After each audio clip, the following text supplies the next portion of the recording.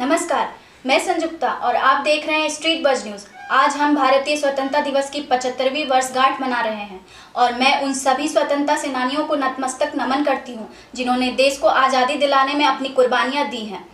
आज हम आज़ाद हैं। क्या वास्तव में हम आज़ाद हैं? नहीं। दरअसल आज़ादी के 75 वर्ष बाद भी हम पूर्ण रूप से अपनी सोच के गुलाम हैं। अंग्रेजों की गुलामी से आज़ादी पाने के बाद भी आज हम वास्तव में अपनी सोच के ही गुलाम बन चुके हैं। क्या हम अपनी सोच से पूर्ण रूप से आज़ाद हो पाए हैं? देश के कई ऐसे मुद्दे हैं जिनमें लोगों के सोच की गुलामी साफ साफ देखने को मिलती है।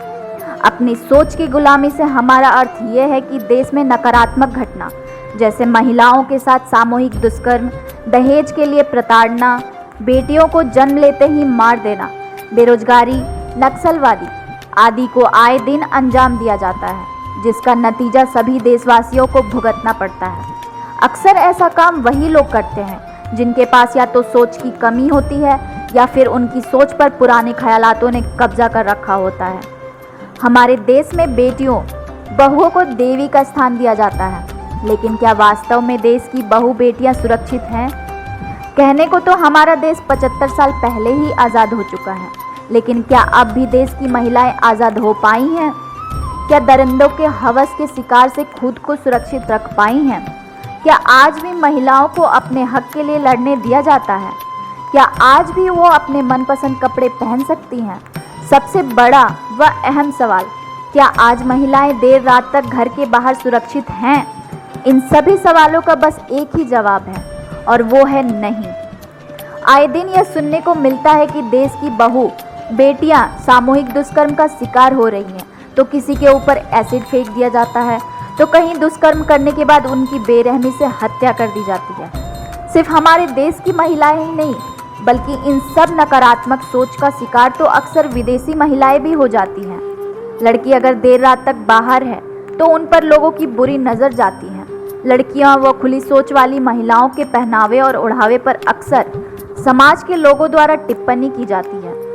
दूसरे की माँ बहनों पर बुरी नज़र डालने वाले पुरुष अक्सर ऐसा इसलिए करते हैं क्योंकि वो आज भी महिलाओं को अपने हाथ की कठपुतली समझते हैं। उनका ये मानना है कि पुरुष ही सर्वश्रेष्ठ है, लेकिन जिस दिन वो इस सोच को बदल देंगे और यह सोचेंगे कि वो किसी के घर की इज्जत है, इंसान है, देश का गौरव है, उस दिन हमारा देश सही मायने में आज़ाद हो पाएगा।